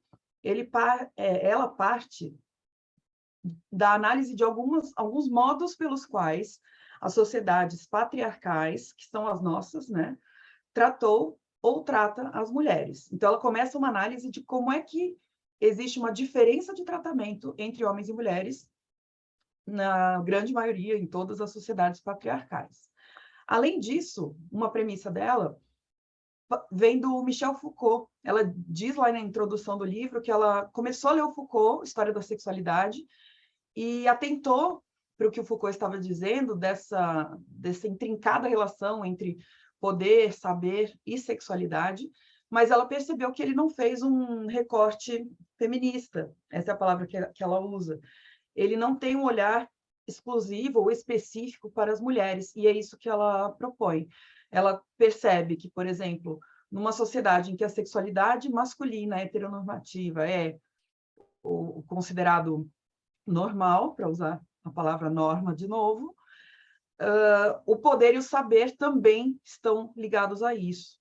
E ela vai tentar explicar o quanto a sexualidade feminina foi tolhida por muito tempo, condenada, e vai propor, no final, uma reconstrução ética que ela chama de ética do prazer. E é uma ética do prazer feminino, que envolve vários tipos de prazer, mas também o prazer erótico. Esse vai ser o cerne da filosofia dela. Ela fala, por exemplo, sobre o corpo feminino, o quanto ele é preso nas sociedades patriarcais, no sentido de que ele é legislado a respeito e não é por mulheres, a grande maioria dos legisladores é homem, ele é controlado o tempo todo. Coloquei aí, ó, é visto como elemento, o corpo feminino é visto como elemento de fruição sexual para os homens. Então, é uma fruição sexual que não é para elas, mas para eles, ou de procriação, a função maternal. E, dessa maneira, a mulher se descola do seu próprio desejo, do seu próprio corpo, e essa é uma maneira de controle. E aí dá para ver o viés um pouco Foucaultiano do qual ela parte, da sexualidade ligada ao poder, nesse caso, né? E ela propõe que a gente construa uma ética feminista, inclusive ela é uma das primeiras mulheres consideradas feministas oficialmente no México. É claro que houve precursoras, mas ela ela se chama de feminista. E ela diz que essa nova ética, essa nova ordem, entre aspas, nova ordem feminista que ela propõe, ela quer que o corpo feminino seja visto por meio de valores como respeito, empatia e autonomia. Então, de novo, a questão da autonomia aparecendo no pensamento das mulheres, como algo bem fundamental para a gente pensar a ética e a política também. E ela quer que o feminino seja visto como um valor próprio e não como um valor dependente do masculino. Por exemplo, nas sociedades patriarcais, tudo que é masculino é a referência, é considerado universal. É aquilo que estávamos falando no início da aula. E o feminino, por sua vez, é o não masculino, né? Então, é a carência de alguma característica masculina. A própria Simone de Beauvoir já falava isso, é o outro. E a proposição da Hierro é olhar para o feminino não como a ausência de algo masculino, mas alguma coisa que tem um valor próprio, independente. Por exemplo, algumas oposições que são tradicionais na filosofia e em outras áreas de pensamento, que são binárias e que se correlacionam com a ideia do masculino e do feminino, é, por exemplo, a binariedade cultura-natureza. Os homens levados para o lado da cultura, como civilização, enquanto as mulheres mais ligadas à natureza, por exemplo, aos instintos. Mente e corpo é outra... Esse é um clássico da filosofia, né? Você dividir em mente e corpo, em razão e emoção, sendo o masculino ligado à razão e à mente, e a mulher mais ligada ao corpo e à emoção. Atividade, passividade, público e privado, tudo isso, inclusive, vai influenciar nos papéis sociais que se atribuem a homens e a mulheres. Homem no espaço público, fazendo política, e a mulher no espaço privado, cuidando da vida doméstica. O problema não é que isso aconteça, o problema é que isso seja uma imposição e que não possa ser questionado de maneira alguma, certo? Então, o que seria essa ética do prazer que ela descreve no livro? É a reapropriação do corpo por parte das mulheres. Então, significa a mulher tomar conta de novo do corpo que foi tirado dela culturalmente por muitos anos, muitos séculos de dominação masculina, e a subversão das ordens morais patriarcais. Inclusive, ela fala de que as mulheres precisam estabelecer relações autênticas de apoio entre si, grupos, igual ela fazia esses grupos na universidade de estudo a respeito de vários temas ligados ao feminino.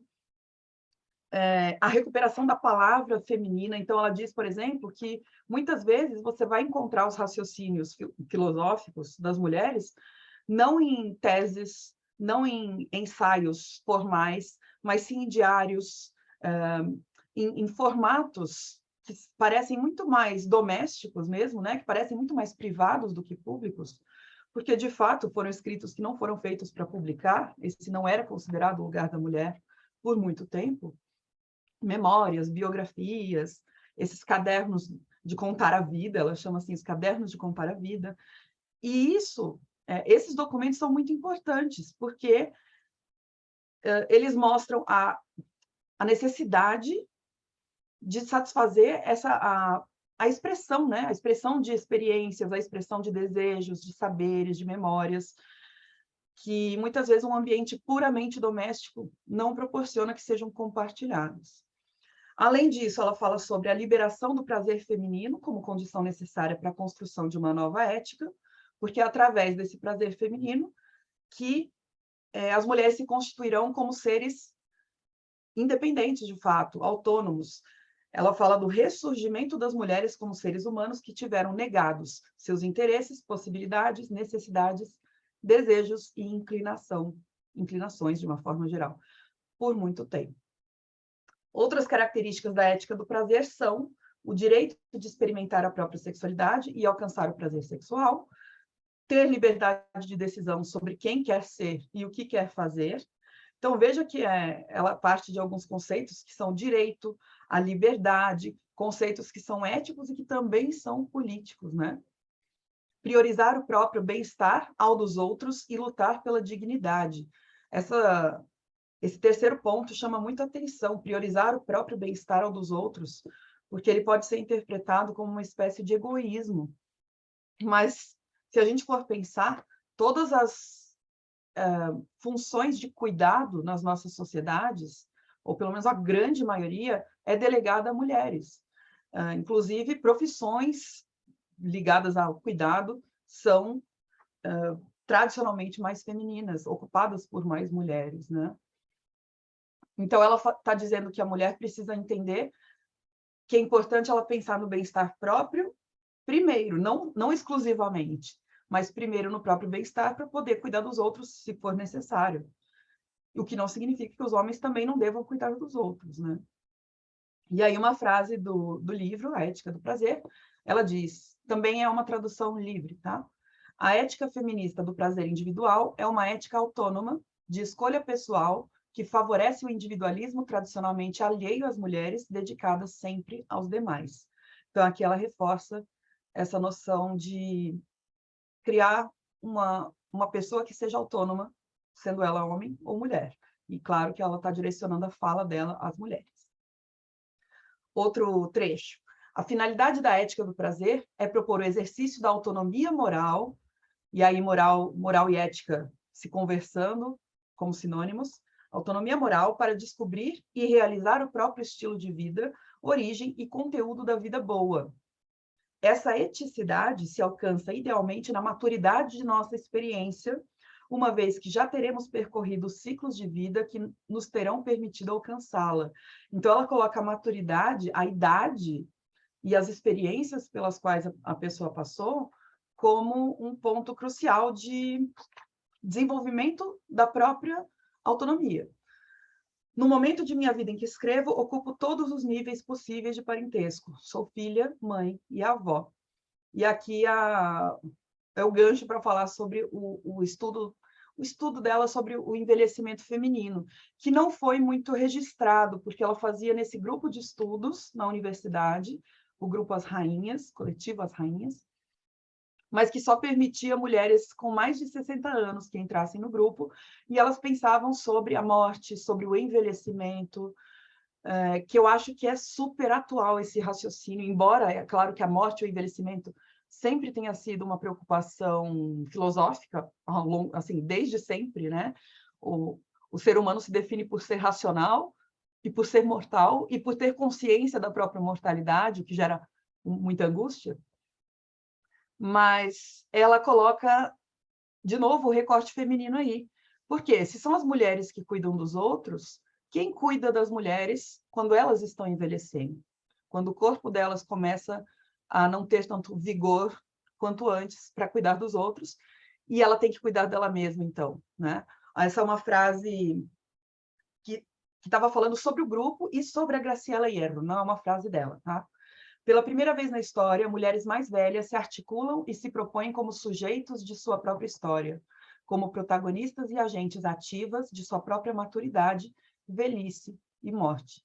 Então, ela valoriza essas mulheres maduras com todas as suas experiências, filosoficamente falando. Queria trazer esse repertório para vocês, porque a Graciela Hierro é raro que alguém tenha ouvido falar, e acho que ela traz algumas reflexões bacanas para a gente pensar. E a nossa última filósofa, mas definitivamente não menos importante, é a senhora Angela Davis, norte-americana, estadunidense. Nasceu em 1944, está viva. Ela é nascida no Alabama, que é um estado do sul dos Estados Unidos, e o sul dos Estados Unidos, tradicionalmente, foi palco, principalmente, de uma severa segregação entre brancos e negros, promovida pelos brancos, e mais ou menos na época que ela estava, nos anos 50, por aí, o Ku Klux Klan, que é uma organização racista, supremacista branca, terrorista lá nos Estados Unidos, estava em um dos seus auges, que infelizmente não teve um só, e praticava atentados terroristas no sul dos Estados Unidos. O bairro da Angela Davis sofria muito com isso, explosão de bombas. Teve um caso de explosão de bomba numa igreja que era frequentada pela população negra, e 4 meninas foram mortas. Ela conhecia as meninas, então ela era muito sensível, ela é muito sensível a esse tema das populações negras. Começa por aí, porque isso vai influenciar bastante na filosofia dela. Ela ganhou uma bolsa de estudos para fazer universidade, vai para a universidade, e durante a universidade ela tem a oportunidade de fazer um intercâmbio. Ela faz o intercâmbio para a Europa, vai para a Alemanha, vai para a França. Na França ela se forma em literatura francesa. Na Alemanha ela tem contato com a Escola de Frankfurt, alguns pensadores, por exemplo, Theodor Adorno, um dos expoentes da Escola de Frankfurt, foi professor dela, e quando ela retorna para os Estados Unidos, ela vira orientanda de outro professor, também membro da Escola de Frankfurt, que é o Herbert Marcuse. Ele orientou a tese dela em 68, essa foto é de 68, né? Por volta da época em que ela estava escrevendo. Ela falava bastante sobre estética na tese dela. E aí, ela, voltando para os Estados Unidos, ela sentiu um incômodo, porque ela sentiu que precisava participar das manifestações e tentar barrar esse avanço do racismo nos Estados Unidos. Então, ela se associou ao Partido Pantera Negra para a Autodefesa, em 69. Os Panteras Negras não eram oficialmente um partido, mas lutavam pela própria sobrevivência.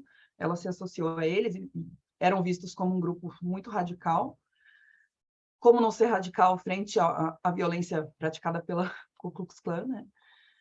Além disso, ela foi demitida, ela virou professora de universidades, da Universidade da Califórnia, foi demitida da universidade por ter se associado, por ter se filiado ao Partido Comunista nos Estados Unidos e por ter visitado Cuba.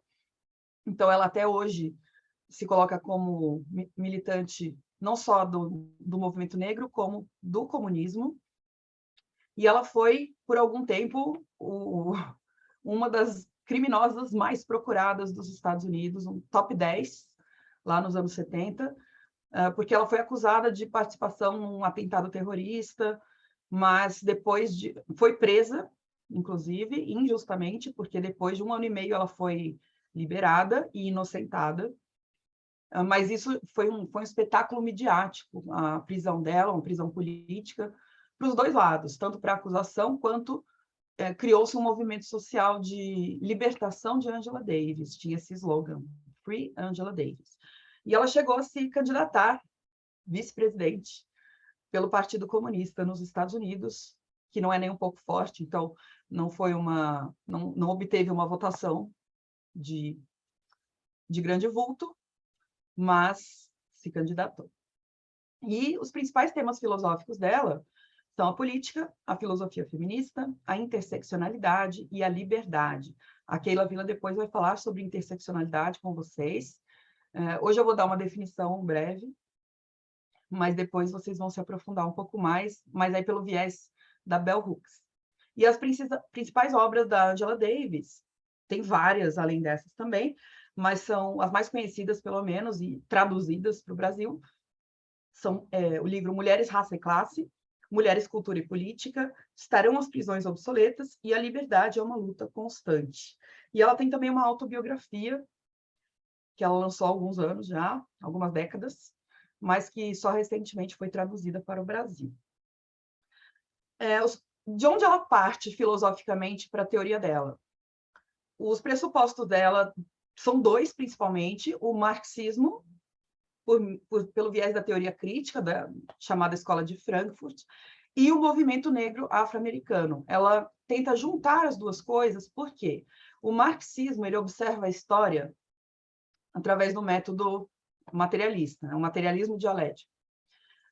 O que seria, assim, gente, bem por cima, tá? Eu não vou me aprofundar nisso, mas o método do materialismo histórico dialético diz que você deve olhar para a história de uma sociedade buscando as relações dialéticas, portanto, as relações de conflito e resolução, que acontecem no campo material, ou seja, no campo econômico. Que tipo de lutas acontecem no campo econômico? Segundo Marx, são as lutas de classes.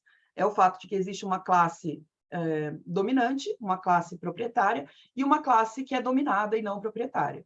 Então, o marxismo mais clássico fala sobre uma classe contra a outra, basicamente. Mas a Angela Davis acha essa interpretação insuficiente. Ela acha que você pode interpretar uma sociedade a partir da luta de classes, mas recortando ainda mais. E ela traz principalmente o recorte racial, por isso o movimento negro afro-americano vai influenciar bastante na teoria dela, e o recorte de gênero, como as mulheres sofrem dentro do viés também de classe. Aqui um depoimento sobre esses pressupostos dela, diz o seguinte: já nos anos 60, quando Davis voltara de Frankfurt, via como insuficientes tanto o marxismo, sem crítica do racismo, quanto o Black Power, sem análise de classe. Então, ela acha muito importante essa combinação das duas coisas, é o entrecruzamento que vai ser a tal da interseccionalidade. E outra coisa que se destaca na teoria dela é a praxis, essa palavra meio assustadora, que, de um modo bem geral, quer dizer você aliar a teoria com a prática, uma coisa alimentando a outra. A Angela Davis nunca fugiu da prática, inclusive os textos dela não são muito teóricos, esses textos aos quais a gente tem acesso. Essa é uma fala do Herbert Marcuse, o orientador dela, sobre ela. Ele diz o seguinte: ela se recusava a tratar as ideias libertárias da civilização ocidental como mero material apostilado, como matéria para provas ou para obter diplomas. Ou seja, ela se distancia de uma abordagem puramente teórica e abstrata da filosofia. Para ela, elas estavam vivas e tinham que se tornar realidade, aqui e agora, não em dias remotos no tempo, não em eternas promessas e expectativas. Então, ela tem uma sede muito prática de fazer as coisas acontecerem, não apenas na teoria, mas também na realidade. E aí a ideia da interseccionalidade é interessante que no texto dela não aparece, assim como no Eichmann em Jerusalém, da Hannah Arendt, você não tem uma conceituação da banalidade do mal, a interseccionalidade também não está conceitualizada, pelo menos não nesse livro, Mulheres, Raça e Classe, da Angela Davis. Mas ele está muito bem exemplificado. Esse é um livro de artigos, em que ela vai tratar de vários temas. E em quase todos os artigos, você percebe a tal da interseccionalidade no fundo. O que é a interseccionalidade? Lembram quando a gente tinha aula de matemática na escola? Teoria dos conjuntos? Quando um conjunto se juntava ao outro e tinha um meio em comum ali entre os dois conjuntos?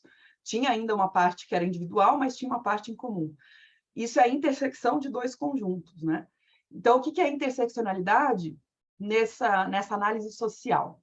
É a concepção que busca compreender as especificidades das opressões sofridas na sociedade, especialmente por grupos marginalizados, a partir dos critérios principais de gênero, raça e classe, que também podem se expandir, tá? Como assim? O que isso significa?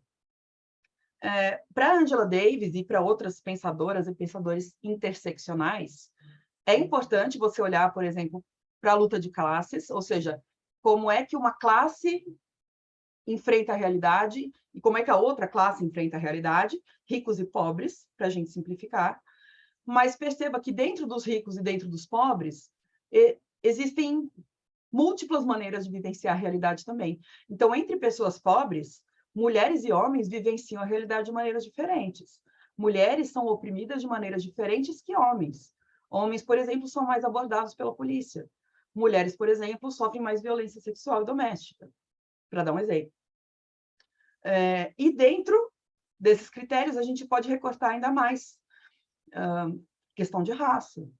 A raça, né? Eu já coloquei um exemplo aqui que cruza com a raça, os homens negros mais abordados pela polícia e as mulheres negras sofrendo mais violências sexuais, né? Aqui temos um trecho do livro, mas é um trecho do livro que ela cita outra pensadora, chamada Elizabeth Gurley Flynn, e aí tem uma definiçãozinha. De fato, as mulheres negras geralmente estavam presas por um grilhão triplo de opressão. Toda desigualdade e limitação impostas à mulher branca estadunidense são agravadas 1000 vezes entre as mulheres negras, triplamente exploradas, como negras, como trabalhadoras e como mulheres. Ou seja, se você vai analisar a vida de uma mulher negra, ela é explorada, uma mulher negra pobre nos Estados Unidos, né? Ela não é explorada só por ser trabalhadora, ela também é explorada, ela também sofre violência por ser negra e ela também sofre violência por ser mulher. E é isso que é a interseccionalidade, que é muito importante para pensar em políticas públicas, porque muita gente acha que é só uma perfumaria você pensar em interseccionalidade, mas não é. A interseccionalidade permite você criar políticas públicas, aqui falando de política de uma maneira mais restrita mesmo, voltadas para pessoas que sofrem situações muito específicas.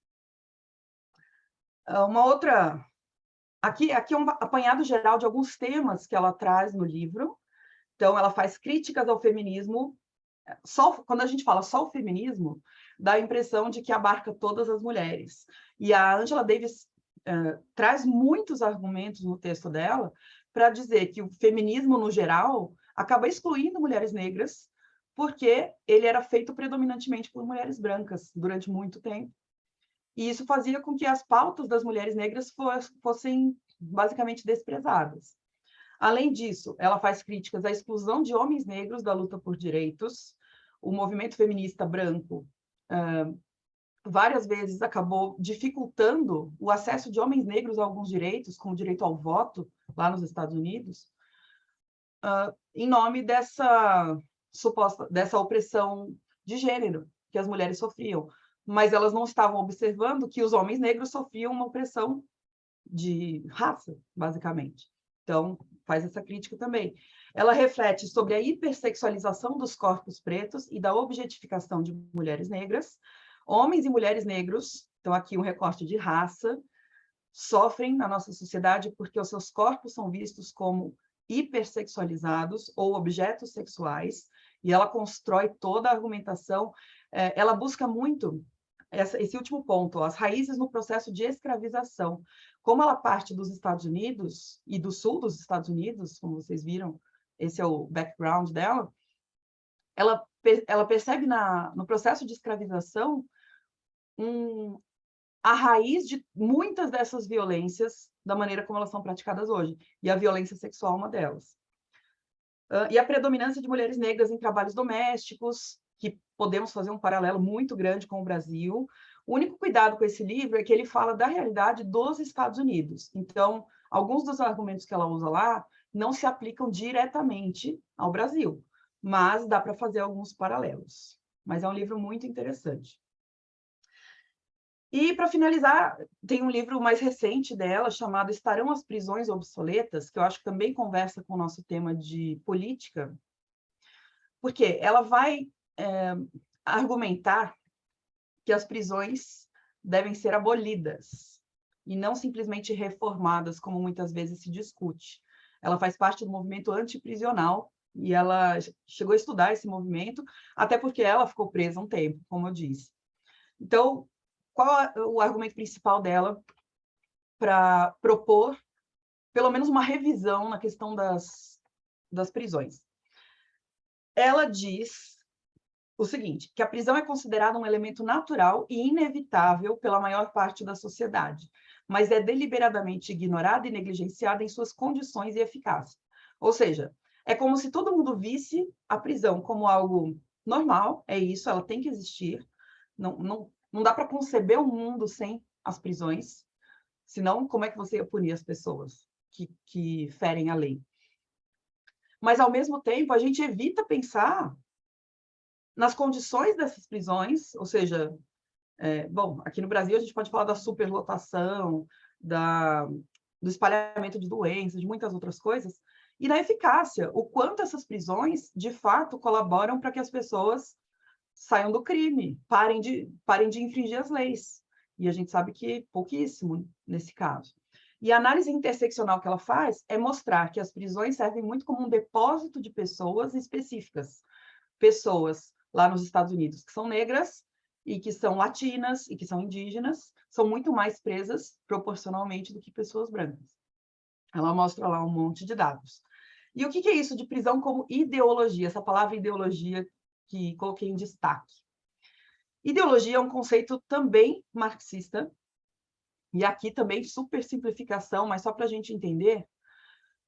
Para o Marx, se a realidade é composta de luta de classes, de uma classe que explora outra, a realidade para o Marx é uma realidade de violência de uma classe em relação à outra, a ideologia seria um conjunto de ideias que tenta manter essa dominação acontecendo, que tenta manter as coisas como estão. Quem está no poder tem que permanecer no poder, e quem está sendo dominado tem que continuar sendo dominado.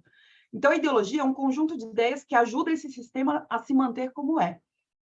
A prisão como ideologia significa que se faz um discurso sobre a prisão, que é um discurso que tenta esconder a realidade de violência muito grave que acontece nessas instituições. A ideologia sempre é um discurso que tenta disfarçar, na teoria do Marx, tá? É isso que significa. Um discurso que tenta disfarçar ou falsear a realidade.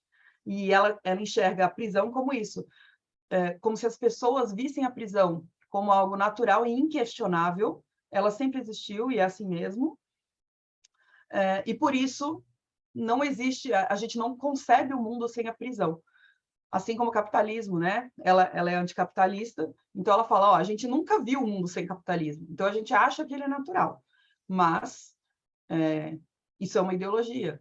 Isso é colocado como natural justamente para que ninguém questione e as coisas permaneçam como estão e quem está no poder permaneça no poder. Aqui uma frase sobre a prisão como ideologia, né? Ela diz: a prisão dessa forma funciona ideologicamente como um local abstrato, no qual os indesejáveis são depositados, livrando-nos da responsabilidade de pensar sobre as verdadeiras questões que afligem essas comunidades, das quais os prisioneiros são oriundos em números tão desproporcionais. Aqui lembra um pouco a ideia da banalidade do mal, da Hannah Arendt. Claro que não é exatamente o que a Hannah Arendt fala, mas é essa coisa do pensamento superficial do cidadão comum, de eu nem vou pensar sobre isso porque isso não é a minha responsabilidade, e aí o mal acaba se perpetuando. Também entrando um pouquinho na ideia da Philippa Foot, de deixar o mal acontecer, né? Permitir o mal acontecer. Continuando aí. Esse é o trabalho ideológico que a prisão realiza. Ela nos livra da responsabilidade de nos envolver seriamente com os problemas de nossa sociedade, especialmente com aqueles produzidos pelo racismo e cada vez mais pelo capitalismo global. Então, ela sempre traz uma análise política que entrecruza vários elementos, os elementos de raça, de classe e de gênero, a depender do livro sobre o qual estamos falando. Com isso, finalizo minha fala. Essa aqui é a capinha do livro que nós vamos lançar. Ele já está em pré-venda, mas, na verdade, ele vai ser lançado no dia 21 de setembro, falta um mês. A pré-venda significa que, se vocês quiserem reservar o livro e adquirir, vocês conseguem, por várias lojas virtuais aí, mas ele só vai chegar nas livrarias depois de setembro, tá? A gente vai ter lançamento presencial, provavelmente em outubro, mas ainda não temos a data certinha, e o lançamento vai ser no Rio de Janeiro, que é de onde a Fabi é, e em São Paulo, em São José dos Campos, que é a minha cidade, interior de São Paulo. E aí, lá no livro, a gente faz apresentações de várias filósofas, de vários conceitos dos quais elas falam, contextualizações históricas, enfim, é isso que... mais ou menos isso que a gente fez aqui na aula também.